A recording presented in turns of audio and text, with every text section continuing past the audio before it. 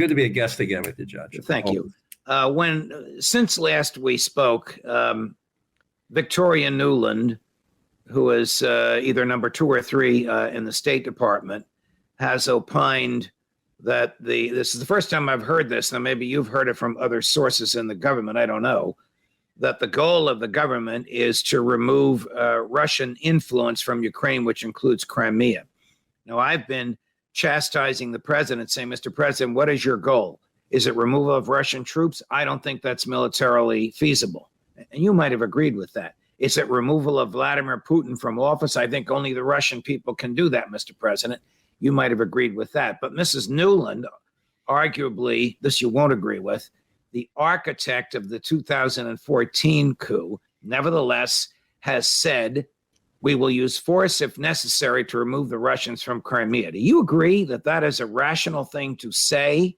Or is this just sort of a trial balloon to see if the public and the Congress will accept it? Just for point of clarification, who would use force in the Crimea? The Ukrainians, certainly, if she's talking U.S. troops anywhere in the fray, I think that isn't consistent with the policy Congress wishes or the EU. So getting the Crimea back, first of all, you got to win. You got to win. You got to be on a roll before you get to the Crimea, right? In other words, so the point is, if you get the Russians back on their heels far enough to Crimea, you just keep pushing. Now, when you say you, I understand what you're saying. You're talking about the Ukrainians. You're not talking about American troops on the ground or American jets in the air. It was if I were talking to Ukrainians. In other words, if you get them, and if anyone's recommending and advising them, if you really want to break the back of Putin, is you take the Crimea. But that's a big ask. I mean, we got to get through the summer. We got to get through holding the ground. But the Russians are taking a tremendous beating. Now, the Ukrainians are also suffering great losses, and we can't lose sight of that. The Crimea is the place where Putin cannot make any sort of agreement whatsoever. He has to be beaten on that one if that's our goal. I think, as I was saying to you the last time, Judge, I think there's a bigger issue. He started this fight, but what he's unleashed is a change of the geopolitical situation worldwide. So we need to have a strategy about how we deal with that. It's not all about the Ukraine. And I've been on record from March of last year that once Putin did this, he really can't be part of the international community. He has to go. Now, that's not for me to say. That's for the Russian people, as you rightfully pointed out. But the goal is you have to stop his aggression. And I was listening to a fellow the other day who was talking about how the Russians, their strategy is always to keep going west. So if you don't stop him, he'll keep going. But it's not feasible to imagine American troops invading Ukraine, either on the ground or from F-16s, is it? Because Mrs. Nuland, I got to call it Secretary Nuland, hinted. I've written 2 books, which you have promoted very effectively for me. But both of them have the same thesis. Do not put American troops on the ground. The indigenous people have to be prepared to fight. And, the Ukrainians are prepared to fight. You support them to the hilt. But the point is, there is no reason to put American troops in there at this point. But we should be doing everything short of that to push back and save for our sake that Putin doesn't take over the Ukraine, because he's not going to stop there. The biggest contributors, by the way, proportionately, are all the countries bordering on Russia, because they know they're the next. They're in the lion's mouth next. If you had been Secretary Blinken and you had a chance for 10 minutes with Foreign Minister Lavrov of Russia, as was the case last week when the two of them were in Mumbai, India, would you have said, hey, Sergei, let's talk? Or would you have said, hey, Sergei, we're in this for as long as it takes? And then Sergei walks away. I mean, which is the more prudent diplomatic communication between the top American diplomat and the top Russian diplomat? Diplomacy is not always the right answer.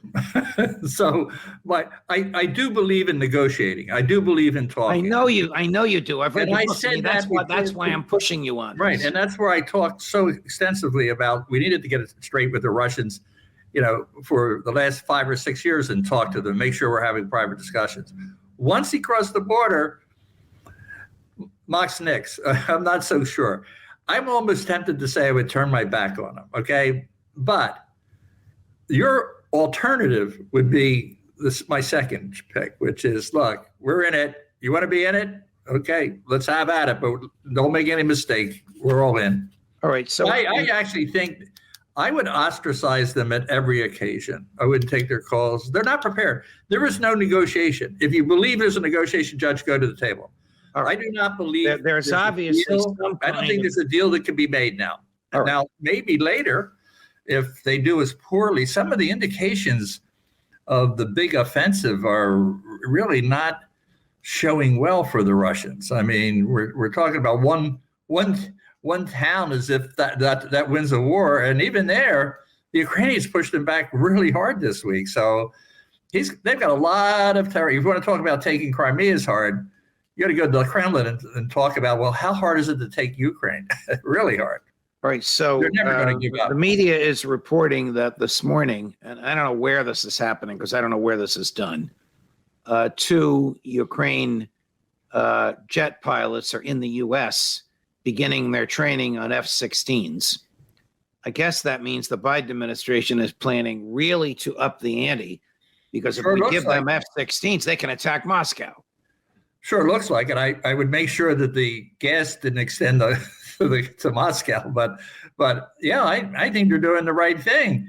Now, I think there was trepidation at the beginning by those professionals that follow this, because they thought the Russians were going to do better, and they were concerned about the repercussions and would be drug into NATO. But when the Polish deal, when they were going to offer the F-23s and there was hesitation, do you remember that? I vacillated, to my shame. Vacillate, thinking, well, we don't want to push him too hard. Until I went to the mountain and started thinking, why wouldn't we want to push him as hard as we can? What's he going to do? Well, so my point today is he is pushing as hard. He's bombing. He's trying to obliterate Ukraine. He's trying to level it, right? So why not? What is he going to do if you put the F-13s? What's he going to do if you put the tanks in? He's going to bring a new fancy army in. He's going to call up another 500,000 people that'll be cut to shreds. I mean, what is he going to do? And you say, well, nuclear. Well, I don't think we're there. When we get there, we can revisit it. But right now, I think we push as hard as we can with everything we have. Do you have any hesitation about the sacrifice of American lives in Ukraine? Do you not fear this becoming another Vietnam? Well, that was our big mistake, Judge. Remember, we always go in as an advisory group, right? That's the way we are now until Joe decides to send more boys. If the locals, again, I want to put this marble on my grave. I was going to say he was a nice guy, but instead I think I'm going to put on my gravestone. Do not go in and fight unless the indigenous people are prepared to die to the last person, right? Then maybe you can consider it. And America has to be attacked directly. That's the other caveat. And we haven't been directly attacked. So I am saying, Theo, I see no reason why American troops should go in, but NATO and the U.S. are united in making sure that Putin doesn't eat up not only Ukraine, Eastern Europe, where he's going to be the world's biggest menace in your lifetime. Okay, you said America needs to be attacked directly before we go in. I agree with you. You know that Putin has not attacked America, has not threatened to attack America, is not stupid enough to attack America. What about you better not attack Poland? You better not attack Poland. Okay, that was my next question. What about Article 5 of NATO? Should American troops enter the Ukraine war if, as Dmitry Medvedev, whom you know or know of, once the president of Russia, between several of Putin's terms, said, we'll go all the way to the Polish border and farther west if we have to. Well, if he goes farther west, that's Was he wearing a helmet? Was he wearing a helmet when he said that? I don't think so. He should be. Because Dak, you're not wearing a helmet. Well, yeah, because I'm not wearing one because I don't need one. He needs one. If he's going to do that, he needs it. I don't.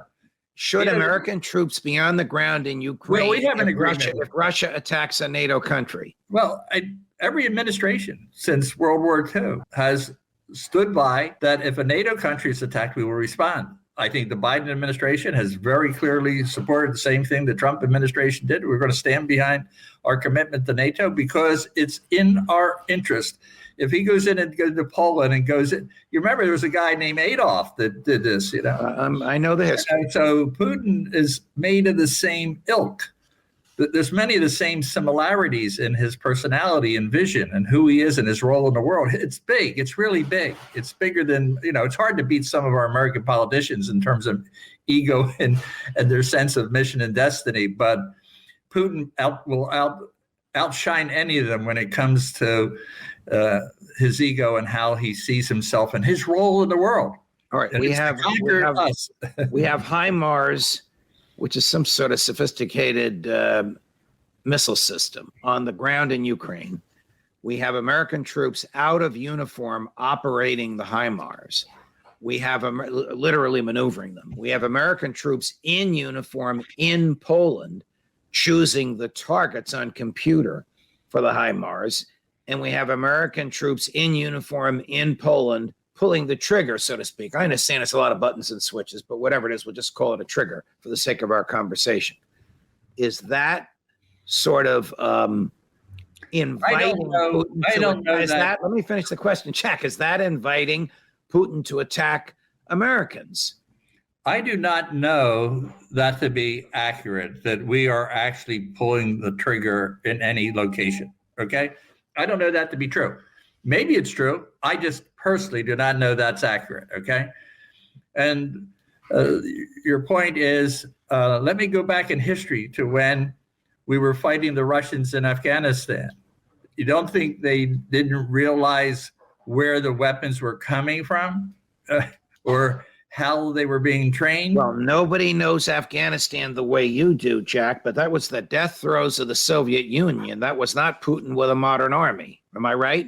Well, first of all, I dispute he has a modern army. He's now demonstrating to the world he doesn't have a modern army. He has a lot of modern weapons. But he has a more modern army now than he had in the Afghanistan than Gorbachev had in the Afghan days. Yeah, but Judge, look at what the Afghanis had, AK-47s. Look at what technology has done for the Ukrainians and all the sophisticated technology from drones to, I mean, the cyber intelligence. I mean, his army is not showing itself very well. I mean, right. I think it's a surprise to all of us. Although this is the second time I've been surprised, because when I went in to do the Afghan program, I was assured they were 10 feet tall, and then every day they shrunk a quarter of an inch. So it's I don't think they're. I think what's showing here, and I think it's the big story, and it's a very dangerous one for him, is how poor his army. He has paramilitary functioning as his cutting edge because his own army. Now they're fighting. Remember, Judge, you heard it here. You and I talked about dissent and how the things crumble when you start to lose. Watch the dynamic between the Wagner group and the military. All right, it's tell me how dangerous. Tell me how Wagner operates. Why does the president of Russia need or use a private army funded by an oligarch, largely out of the chain of command, operating on its own with ruthless skill and determination, as opposed to a full army under the chain of command? Well, I think Stalin's rolling in his grave. The idea that you hire a private army is not a sign of strength, Judge. You know, when you have an army, you can have special forces like we do, or special ops. You can have all of that, but it's under the chain of command of the military. Having a paramilitary is not. We used it during Afghanistan and other times because we didn't have our army, right? We didn't want our army to be exposed, okay? But when you have an army that has fought in World War I and World War II, and you say, no, we need a private army, made up of a lot of convicts, right? So it's a sign of tremendous weakness. And I was thinking of this the other day, talking to one of my colleagues. Putin has to worry about his far right. He has to worry about the Wagner group and the tension between the military. And I never said how he's going to go. But I do think one of the scenarios that's starting to come up is some disagreement about who's running this war between the Wagner group and the military could lead to him being caught in a squeeze play. How big is the Wagner group? Are we talking about a few thousand, or are we talking about tens of thousands? No, I don't know the exact number, but we're talking tens of thousands, yeah. Tell me about your... they're all around the world, by the way, Judge. They're not just fighting in Ukraine. I mean, they're in Africa. I mean, they've been... It's a very unusual model to be in coexisting with an active military. Well, who funds them? Does Prigozhin fund them, the oligarch that wants to replace Putin, or does the Russian government fund them? Private sources can't fund this, in my opinion. Private sources do fund or do not fund? Cannot. It's too big. What are your former colleagues telling the president in the daily briefings he gets about the war? We have, as the you truth. know, You're telling him the truth. Oh, Jack, come on. According to Mike Pompeo, you're the former director. Their job is to steal secrets and lie about it. We'll talk about that. No, let me. You put a marker down. Let me respond to that one. Go ahead. That is true outside of the U.S. and outside of the U.S. judicial system. I had a professional lawyer at my elbow for the last 15 years of my career, and I wasn't unique. In other words, this is a very important concept. I know we're getting off on this, but the audience needs to understand how much the CIA is internally regulated so that it isn't. For more on this, we're joined at the KCBS Ring Central Newsline by Jeff McCausland, retired U.S. Army Colonel and CBS National Security Consultant. Jeff, thanks for joining us to discuss this. After perusing the list a little bit, I see there's a lot of howitzers and a lot of artillery that's going. That's exactly right, Eric. And this is one of the things that the Ukrainians have been desperate for as they try to stave off these heavy offensives that are occurring around the city of Bakhmut and other areas in the Donbass region. And, you know, the United States has provided a 777-155 towed howitzer as well as several other variants of the 155 howitzer to the Ukrainians. So this is badly needed by the Ukrainians right now. It'll be needed even further, I think, if and when the Ukrainians are able to mount a counteroffensive, which we expect later this spring. Is it enough? That's a good question, Margie. You know, Omar Bradley once said strategy and tactics is for amateurs and logistics and sustainment is for professionals. And I think no Ukrainian anywhere would ever tell you that it was enough as they try to figure out how to stop these particular attacks by the Russians and prepare for the future. But this war really has devolved into really, in many ways, an artillery war, in many cases using dismounted infantry. And that's exactly what the Russians are employing in these particular attacks right now. Speaking of logistics, Jeff, you have to maintain these weapons of war, right? And we have to send over the expertise to do that. That's right as well. And, you know, part of this package, Eric, included testing and diagnostic equipment to support vehicle maintenance and well as spare parts. Not a lot of details provided by the Pentagon on exactly what that was. But, you know, as we provide more military assistance to Ukraine, as do other European countries, and more sophisticated military equipment like tanks, Bradleys, the Patriot missile system and the like, then those particular logistical requirements of spare parts and maintenance are becoming more and more acute. And I expect that sometime in the near future, we're going to hear a discussion not only of F-16s going to Ukraine, but of foreign military contractors going to Ukraine to help them in the maintenance of that equipment. One of the things that the Defense Department also mentions that it's going to have in that package is armored vehicle launch bridges so that they can deploy across the trenches. That should be good for logistics. Should be good for logistics. It should be good for the offensive. Remember, a lot of the bridges in that region have been destroyed. A lot of the rivers in that area certainly run north and south. So if you're going to mount a counteroffensive and try to move very rapidly into territory occupied by the Russians, then these heavy vehicle launch bridges, which will also sustain a tank to cross a particular area, are going to be incredibly valuable. Yeah, you mentioned the Bradleys, which, you know, as we know, are infantry, you know, transport vehicles that can defend themselves a little bit, but you need tank support for that, right? And you can't do much with those without the main battle tanks going over. Yeah, we're talking about combined arms operations. This is tanks, armored personnel carriers like the Bradley, reinforced by and coordinated artillery fire, and then air defense coverage overhead so you're not struck from the air. So all those things, that integration of combat power is what's going to be key for the Ukrainians. In many ways, I think what we need to start talking about is not so much giving Ukrainian things, though those things, tanks, Bradleys, are important, but how we're giving them capabilities. particularly as they prepare for this counteroffensive. Jeff, just want to follow up on earlier, you were talking about those F-16s. How soon do you see that coming? Because hasn't Biden kind of put his foot down on that? He's kind of put his foot down on it, but it's interesting. Some of the European allies, most notably the British, have been much more forthcoming about the transfer, perhaps, of fighter aircraft to Ukrainians. And there's also word out now that there are discussions between American Air Force personnel and Ukrainian pilots on just how long it would take to train a Ukrainian pilot to fly an F-16. We're sort of getting a little bit pregnant here along the way. So I think that's that's been the way things have gone ever since. A firm no, well, maybe let's think about it. Gee, how much would it cost? And eventually we get to yes. And I think that's eventually what's going to happen with the F-16.